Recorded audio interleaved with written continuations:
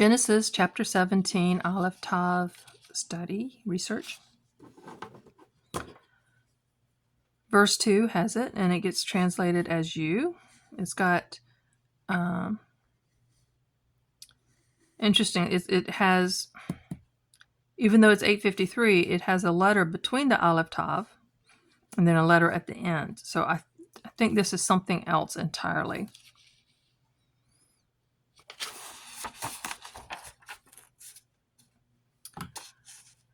Verse 3 has a 854 as a letter at the end and gets translated as with him. And it goes before God talked with him.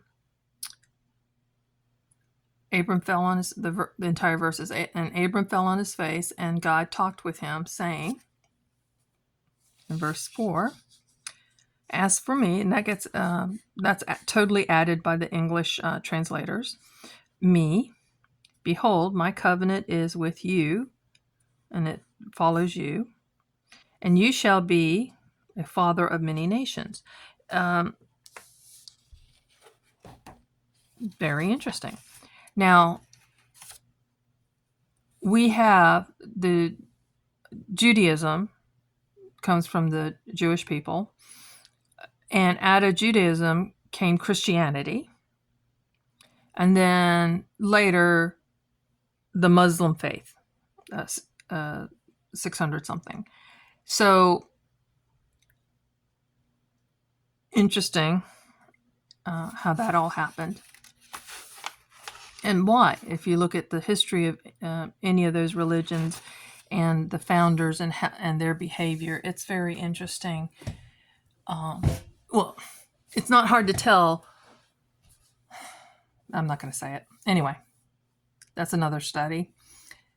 Verse 5, the Aleph Tav shows up before your name, Abram. This is where he gets changed to Abraham.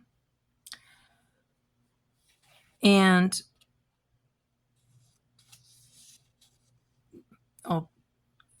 verse 6, there's one at the beginning of the sentence, and it gets translated as you.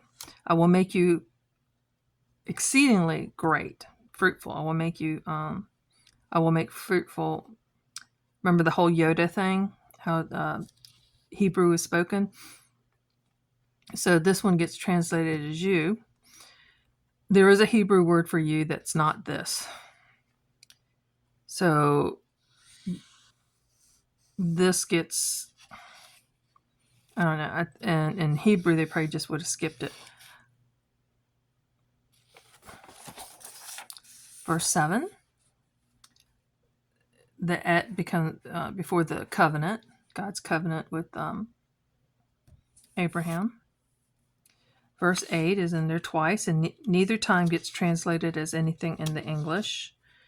And it's before the land and all the land. So it's kind of a redundant thing there that God is like making sure you understand. He means all of it, which has never happened in the entire history of Israel, ancient Israel and modern Israel. So verse 9, again, before the covenant, and you and your descendants.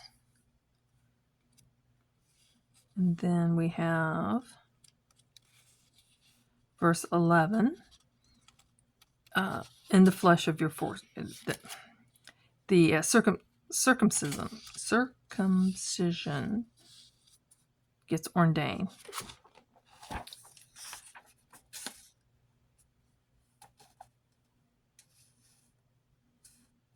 And the flesh gets the add, and the covenant gets the add in this verse 14. Verse 15, Sarah's name gets changed. So the name is so important, what we call things and what we, so it doesn't, the name Sarah doesn't get the add, but just her name, which was Sarai at that time, and then it gets into Sarah or Sarai. Interesting. Verse 16 gets translated as her. I will bless her. And there's no There's no more blessing than getting Yeshua.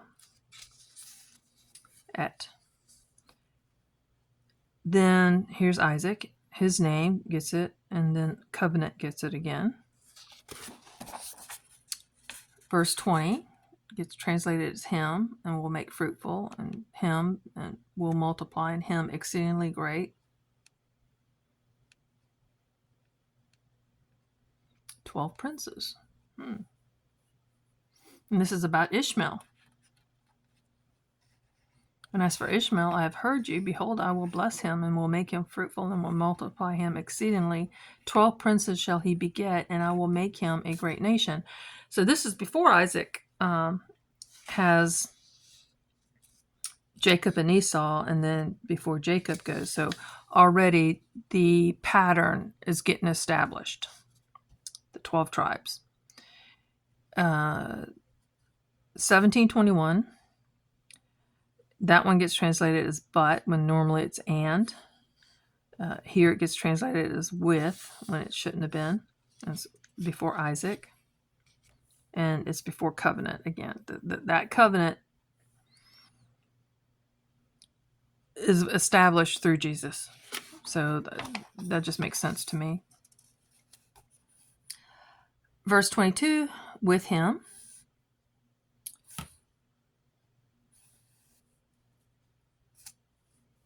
And verse 23, longer verse, and there are 5,